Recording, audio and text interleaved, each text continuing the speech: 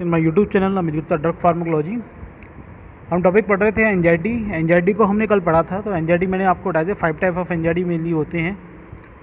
Anxiety मतलब वो situation जिसमें हमारे फिजिकल और बिहेवियर चेंज हो जाता है और आने वाली सिचुएशन से काफ़ी डर लग रहा होता है, वो सिचुएशन जो होती है वो कहलाती है anxiety. Some degree of anxiety मैंने बताया था पार्ट ऑफ लाइफ होता है, जबकि जब ये एंजाइटी काफ़ी बढ़ जाती है, काफ़ी जो वो सिचुएशन पहुँच जाना आगे आने वाली सिचुएशन को देख के इतना डर बैठ जाना कि हमारी फिजिकल और बिहेवियर और इमोशनल जो बिहेवियर होता है वो सब चेंज हो जाता है, उस डिसऑर्डर को हम एंजाइटी बोलते हैं। फिर एंजाइटी को हमने देखा जनरलाइज एंजाइटी डिसऑर्डर GAD की बात हमने कल की थी। नेक्स्ट है सोशल फोबिया। तो सोशल फोबिया आज हम डिस्कस करेंगे। सोशल फोबिया क्या है, क्या इसके सिम्टम्स होते हैं और किस तरीके से इसको मैनेजमेंट किया जाता है। तो now come to the social phobia. Social phobia. Many people suffer from what's known as social phobias or an irrational fear of social situations. Some degree of social phobia is normal and small degree of shyness in public place and discomfort while public speaking are natural in most people and do not imply an anxiety problems. पहले हम बात करें social phobia की। तो social phobia क्या होता है कि सोशली किसी हम सोसाइटी में खड़े हैं, वहाँ हमें कुछ बोलना है, कुछ प्रेजेंटेशन देनी है, कुछ अपनी बात रखनी है, तो वह सिचुएशंस के सामने अपनी बात को रिप्रेजेंट ना कर पाना, वहाँ पे पहुँचने सोशल प्लेटफॉर्म पे पहुँचने से पहले बहुत ज़्यादा डर लगना, ये सब क्या कहलाता है, सोशल फोबिया कहलाता है। लेकिन सम पार्ट जो स्मॉल डिग्री ऑफ सेमनेस यानी कि जो शर्मिंदगी लगती है या फिर शर्म लगती है इन पब्लिक प्लेस पे, सेनस मतलब शर्म लगती है, वो आपका स्मॉल डिग्री तो नॉर्मल है, नेचुरल लाइफ में सबको लगता है थोड़ा बड़ा डर। लेकिन वो जो नॉर्मल लाइफ में जो थोड़ा सा डर रहता है कि हम सोसाइटी के सामने कुछ बोलेंगे या पब्लिक के सामने कुछ बोलेंगे, तो वो आपका not imply with anxiety problem, वो एंजाइटी प्रॉब्लम में नहीं आता है। लेकिन जब ये काफ़ी सीरियस हो जाता है, बहुत ज़्यादा डर लगने लगता है, हमारे फिजिकल और बिहेवियर में चेंजिंग होने लगी उसी वजह से, तो वो उस टाइप की सिचुएशन को हम बोलते हैं social phobia as anxiety. A phobia is a type of anxiety disorder usually defined as a persistent fear of an object और situation the affected person will go to treat, learn to avoid and typically disproportionate to actual danger pose. यानी phobia मतलब एक phobia मतलब डर लगना। Phobia क्या है, एक एंजाइटी टाइप का डिसऑर्डर है जिसमें हमें एक डर लगता है किसी ऑब्जेक्ट से या किसी सिचुएशन से डर लगता है और उस सिचुएशन से हम दूरी बनाकर रखना चाहते हैं, उस सिचुएशन से हम क्रॉस नहीं होना चाहते, उस ऑब्जेक्ट से हम क्रॉस नहीं होना चाहते। इस टाइप की जो सिचुएशन है बहुत डर लगना, वो क्या है, फोबिया कंडीशन। फोबिया का कंडीशन कहलाती है, जिसको हम एक तरह का एंजाइटी डिसऑर्डर होता है। When the fear disturb your life you may be a suffer from social phobia. Social phobia is when the shyness is intense and the idea of socialized speaking with public stranger authority figures, possibly even your friends, cause your noticeable anxiety and fear. मैंने बताया था आपको social phobia, some degree of social phobia एक life का part है, लेकिन you can be suffer from social phobia जिससे कि आपके लाइफ की जो लाइफ होती है वो उस लाइफ में सोशल फोबिया के फियर की वजह से लाइफ अगर डिस्टर्ब हो रही है तो उस कंडीशन को हम सोशल फोबिया एंजाइटी डिसऑर्डर बोलेंगे। सोशल फोबिया जब होता है तो आपको इंटेंस सीनेस मतलब बहुत ज़्यादा शर्म लगती है अपने आइडिया को सोशलाइज करने के लिए, मतलब अपने आइडियाज़ जो होते हैं, अपने जो विचार होते हैं पब्लिक के सामने रखने के लिए, या फिर कोई हमारे अजनबी लोग हैं उनके सामने रखने के लिए, या हमारी कोई हाई अथॉरिटी उनके सामने रखने के लिए। तो या फिर कभी कभी ऐसा भी होता है कि हम अपने विचार, अपने थॉट्स को अपने फ्रेंड के सामने भी शेयर नहीं कर पाते हैं, ड्यू टू हमें ये लगता है कि क्योंकि हमें बहुत ज़्यादा एंजाइटी और फियर बहुत ज़्यादा महसूस होता है, तो उस कंडीशन को हम सोशल फोबिया कहेंगे। People with social phobia new public situations as being a potentially painful और distress and living with a constant fear and being a judged, observe and remarkably upon a avoided. और जिस people को social phobia होगा उस public की situation क्या होगी, वो हमेशा पेनफुल और स्ट्रेसफुल रहेगा। उसको लगेगा कि जैसे मुझे हमेशा उसे डर लगता है कि मुझे हमेशा कोई जज कर रहा है, कोई मुझे ऑब्ज़र्व कर रहा है, कोई बार बार रिमार्क मुझे कर रहा है, और उसको अवॉइडेड, उससे वो बचना चाहेगा। दोस्त with social phobia are also often a irrational fear of doing something stupid and embarrassness. और सोशल फोबिया की वजह से क्या होता है, उसे बहुत ज़्यादा डर लगेगा साथ में, और उसकी वजह से शर्मिंदगी की वजह से, और उसे अब फियर लगता है और उस फियर की वजह से कुछ ऐसी हरकत कर देता है जिससे उसे अपने को शर्मिंदगी, अपने लिए गिल्टी फील करने लगता है। जैसे कि कहीं पब्लिक फियर में, पब्लिक प्लेस में बैठा है और वो 4 लोगों से या पब्लिक प्लेस में अपना विचार रख रहा है, तो कहीं पे कुछ और बोलना हो, कुछ और वर्ड का उच्चारण हो जाना, यानी कि जो आपका उच्चारण किसी वर्ड का है वो गलत हो जाना, अपनी बात को कुछ और कहना था, कम्युनिकेट कुछ और करना था, कुछ और बोल देना, इस तरह की कंडीशंस हो जाती हैं जब वो सोशल फोबिया का पेशेंट्स होगा। अगर हम बात करें तो कुछ सोशल फोबिया जो ऑफन लाइन टू 2 और मोर फॉलोइंग इशू, ये मेजॉरिटी इशू जो क्रिएट होते हैं अगर कोई सोशल फोबिया पेशेंट है। Number 1, feeling hopeless and fearful with unfamiliar people और अनफेमिलियर सिचुएशंस। किसी अनफेमिलियर सिचुएशन है जिस सिचुएशन को हम जानते नहीं हैं, या फिर अनफेमिलियर पीपल है जिसको पीपल को हम जानते नहीं हैं, उसके सामने बहुत ज़्यादा निराशा और बहुत ज़्यादा डर महसूस होता है उन पीपल जिसको सोशल फोबिया होगा। Obsession over being watched and observe and जज एंड स्ट्रेंगर, और उसे बार बार ऐसा फील होने लगता है, ऐसा संदेह होता है कि उसे कोई कंटिन्यू देख रहा है, कंटिन्यू उसे ऑब्जर्व कर रहा है, कंटिन्यू उसे जज कर रहा है। बाय द स्ट्रेंगर, जो स्ट्रेंगर लोग हैं वो उसे ऑब्जर्व कर रहे हैं, जज कर रहे हैं, ये उसे हमेशा फीलिंग रहती है। Experience over believing anxiety in any situation, social situation with A difficulty कॉपिंग, और उसे बहुत ज़्यादा किसी भी सोशल सिचुएशन होगी उसमें बहुत ज़्यादा एंजाइटी का अनुभव होगा। Severe fear of the people speaking beyond the one would be consider normal, जबकि वो किसी भी पीपल के सामने बोला कि नॉर्मल शब्द बोलने थे, लेकिन उस नॉर्मल शब्द को बोलने के लिए भी इसको बहुत ज़्यादा फियर लगता है जो सोशल फोबिया पेशेंट होता है। Anxious about the idea of social situations even a when not in once, और एनेक्सियस फीलिंग होने लगेगी जब वो अपने आइडिया को किसी सोशल सिचुएशंस में शेयर करना चाहता है। तो anxious of intense issue meeting new peoples and voicing up when you need to speak, और बहुत सारे इशू क्रिएट होते हैं जब वो नए लोगों से मिलना चाहेंगे, लेकिन उससे मिलेगा तो उसे बहुत ज़्यादा मतलब डिस्कम्फर्ट महसूस होगा, और उसकी जो वॉइस होती है कभी बहुत ज़्यादा ऊपर जाएगी, कभी बहुत ज़्यादा नीचे जाएगी, एक फ्लो ऑफ वॉइस भी नहीं हो पाता है। ये देखा जाता है किसमें, जो आपके सोशल फोबिया पेशेंट होते हैं। अगर मैं बात करूँ सोशल फोबिया के इमोशनल सिम्टम्स क्या क्या होते हैं, देखिए excessive self consciousness, anxiety in every social situations, अपने आप सेल्फ कॉन्शियसनेस काफ़ी बढ़ जाता है, मतलब छोटी सी भी हलचल होगी तो उसे लगेगा कुछ, छोटी सी भी हलचल को से वो डर जाता है, उसका सेल्फ कॉन्शियसनेस बढ़ जाएगा, एंजाइटी बहुत ज़्यादा हो जाती है एवरीडे सोशल सिचुएशन में। Intense worry for day and week and even month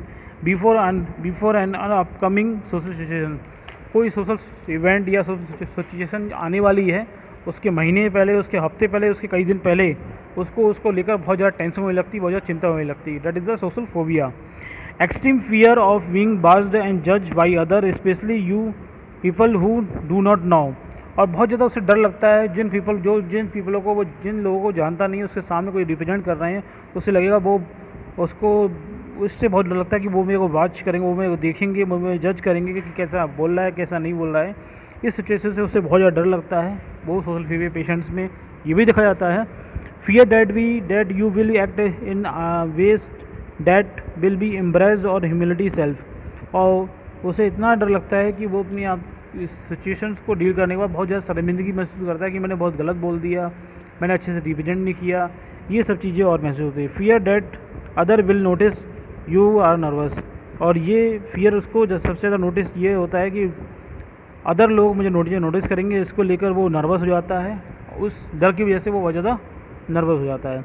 अगर फिजिकल सिम्टम्स की बात करें सोशल फोबिया पेशेंट के लिए, तो रेड फेस, ब्लजिंग हो जाती है, शॉर्टनेस इन ब्रीथिंग होगा, अपसेट स्टमक, नोजिया की फीलिंग होगी, ट्रम्बलिंग और सेकिंग, वॉइस जो होगी वो ट्रम्बलिंग करेगी, सेकिंग करेगी, वॉइस अप एंड डाउन करेगी, या फिर आवाज़ ज़्यादा आ रही है फिर आवाज़ कम आ रही है, मतलब प्रोनाउंसिएशन प्रॉपर तरीके से नहीं हो पाता है।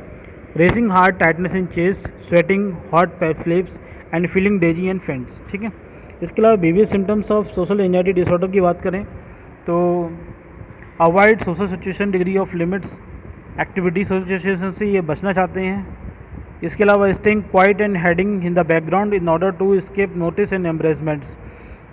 इसके अलावा किसी भी सोशल इवेंट्स के अंदर देखेंगे तो वो बैकग्राउंड के पीछे छुपना चाहते हैं ताकि वो कोई मुझे नोटिस नहीं कर पाए, और अब वो जो उसे उन्हें शर्म लग रही होती है, शर्म से बचना चाहते हैं। उनको काफ़ी हर चीज़ों से शर्म लगती है कि मुझे वो नोटिस करेगा। A need to be always bring a buddy along with you everywhere you go. मतलब वो जो पेशेंट जो सोशल फोबिया का होगा वो कहीं भी अकेला जाना पसंद नहीं करेगा, उसको हमेशा कोई ना कोई साथी की नीड होगी, तभी वो कहीं भी जा पाएगा। Drinking before social situation in order to smooth your nerves. और ये भी देखा गया है कि सोशल पेशेंट होते हैं वो पहले कभी सोशल इवेंट में जाने से पहले ड्रिंक करते हैं ताकि उनके जो नर्वसनेस होती है उसको रिड्यूस किया जाए। ट्रीटमेंट की बात करें तो पहला ट्रीटमेंट तो ये सबसे बड़ी थेरेपी ये होती है एक्सपोजर थेरेपी। एक्सपोजर थेरेपी का मतलब क्या है? In this treatments patients are gradually expose to the fear situation repeatedly until the situation is no longer triggered the fear response. This can be done via the eligible exposures and imaginable exposure, or imagining comforting the fear situation is one's mind, or via exposures and comforting the fear situations in a real life. Exposure therapy क्या है? इसमें क्या करते हैं, जो people जिसको social phobia होता है उसको हम बार बार एक्सपोज करते हैं उस फियरफुल सिचुएशन के लिए कि उस फियरफुल सिचुएशन जाए।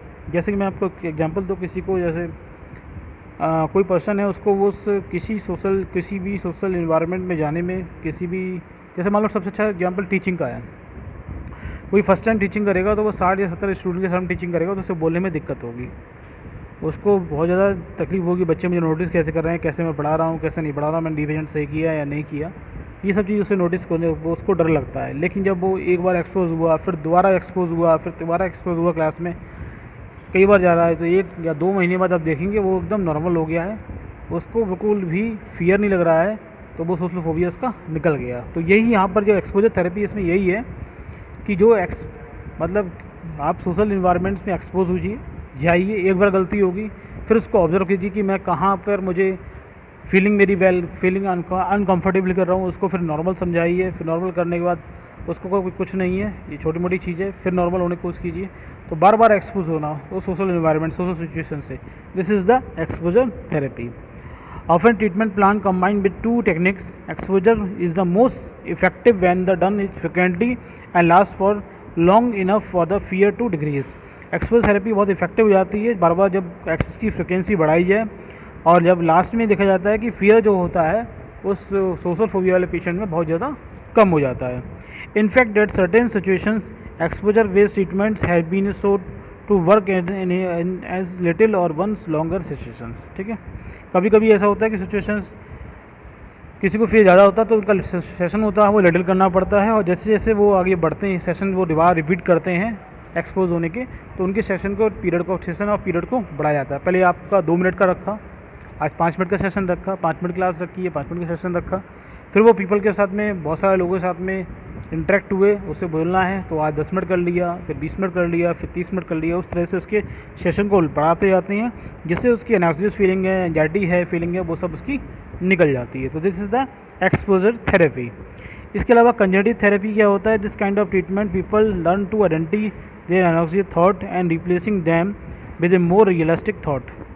इसमें क्या होता है कि जिस पर्सन को सोशल फोबिया है उसको पहले आइडेंटिफाई करना पड़ता है कि मेरे माइंड में क्या क्या एनॉक्सियस, क्या क्या एंजाइटी करने वाले थॉट आ रहे हैं, और उसको वो रियलिस्टिक थॉट नहीं है, उसको वो रिप्लेस करे रियलिस्टिक थॉट से। जबकि जो माइंड में सिचुएशन आ रही है वो जो नोटिस करेगा कितना बुरा लगेगा, ये सब चीज़ें निकाल दो। निकालने के बाद उसको जो रियलिस्टिक थॉट है कि वो कुछ नहीं कहेंगे, अपनी बात रिप्रेजेंट करेंगे, इस तरह के थॉट को रिप्लेस करना। For example someone with a fear और driving in so evidence is drivers and needed usually not dangers. ठीक है, वही मैं बता रहा हूँ एग्जाम्पल, जैसे कि किसी को फियर और driving is so evidence that driving is, जैसे कोई ड्राइविंग कर रहा है तो उसको ड्राइविंग से बहुत डर लगता है, जैसे is needed usually not danger, जबकि वो इतना डेंजरस। कहाँ जा रहे हो बेटा? यहाँ सीधे जाइए।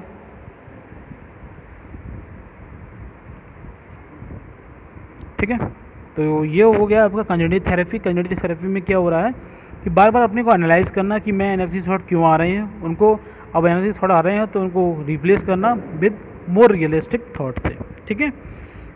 However, cognitive therapy alone is usually not a appropriate choice of peoples with a specific phobia. लेकिन ये कंजेनेटिव थेरेपी है, ये आपकी एलोन है, पीपल अपने आप हैंडल करेगा, लेकिन ये हर सिचुएशन के लिए, हर पीपल के लिए अप्रोप्रिएट नहीं है। As most individuals with phobia recognize their fear and irritable, क्योंकि बहुत से लोग होते हैं अपने फियर और डर इतना लगता है कि वो अपने जो एनर्जी थॉट है इसको रिकॉग्नाइज नहीं कर पाते कि मेरे कौन से मेरे गलत थॉट मेरे दिमाग में आ रहे हैं, उसको वो रीड भी नहीं कर पाते हैं। तो इसलिए उन लोगों के लिए हेल्पफुल नहीं हो पाती है कॉग्निटिव थेरेपी। लास्ट में रिलैक्सेशन टेक्निक भी यूज़ की आती है, सच एज ब्रीथिंग। कोई जा रहा है, अगर आप जा रहे हैं कहीं सोशल प्लेटफॉर्म पे जा रहे हैं, कुछ बोलना है, तो पहले आप ब्रीथिंग रिटेनेशंस, आप लंबी सांस लीजिए, फिर लंबी सांस छोड़िए, फिर लंबी सांस लीजिए, फिर लंबी सांस छोड़िए। तो breathing retention exercise can help individually को for effectively with stress and physical reaction reflecting to the social phobia. तो उससे क्या होता है, वो हेल्पफुल हो जाते हैं कि हम स्ट्रेस को कम करने के लिए, फिजिकल रिएक्शन कम करने के लिए, जो कि सोशल फोबिया में हमें ऑब्जर्व होती हैं। अगर हम इस तरह की ब्रीथिंग करें या एक्सरसाइज करें, ये भी एक तरह रिलैक्सेशन हमारे माइंड को करते हैं। इसके अलावा मेडिकेशन थेरेपी भी आजकल अवेलेबल है for the social phobia. There is little research is on use the medication of specific phobias. However the some phobia और सिचुएशन टाइप फोबिया, कुछ फोबिया होते हैं सिचुएशन टाइप फोबिया होते हैं, जैसे फ्लाइंग। कुछ लोगों को हवाई जहाज में उड़ने में बहुत ज़्यादा डर लगता है, तो वो क्या है, सिचुएशन बेस पे है, वो सोशल फोबिया नहीं है। तो do not some benefit taking the energy. तो उस तरह की जो सोशल फोबिया है, फ्लाइंग से फोबिया होना, हाइट से डर लगना, ऊंचाई से डर लगना या उड़ने से डर लगना, तो इस तरह की फोबिया में आपकी एंटी एंजाइटी मेडिसिन इफेक्टिव नहीं है। लेकिन सोशल फोबिया है तो उसमें सेरोटोनिन रिसेप्टर इनहिबिटर्स होते हैं before controlling the fear situations. जब बहुत ज़्यादा फियर सिचुएशंस कंट्रोल नहीं होती है, उस कंडीशन सेरोटोनिन रिसेप्टर इनहिबिटर्स आपको दिए जाते हैं, जो इफेक्टिवली होते हैं in the treatment of social phobia. तो ये आज कंप्लीट हुआ आपका सोशल फोबिया। अब नेक्स्ट हम लेक्चर में बात करेंगे next type of situation of anxiety की। तो नेक्स्ट सिचुएशन ऑफ एंजाइटी आपकी होगी पैनिक डिसऑर्डर्स। ठीक है, तो नेक्स्ट लेक्चर में मिलेंगे विद पैनिक डिसऑर्डर। तब तक के लिए थैंक यू। अगर आपको वीडियो पसंद आया तो लाइक ज़रूर कीजिएगा, कोई क्वेश्चन हो तो कमेंट बॉक्स जरूर पूछिएगा, और आपको लगता है कि ये वीडियो किसी को हेल्पफुल हो सकता है तो उसे ज़रूर शेयर कीजिएगा। नेक्स्ट वीडियो मिलेंगे, तब तक के लिए थैंक यू।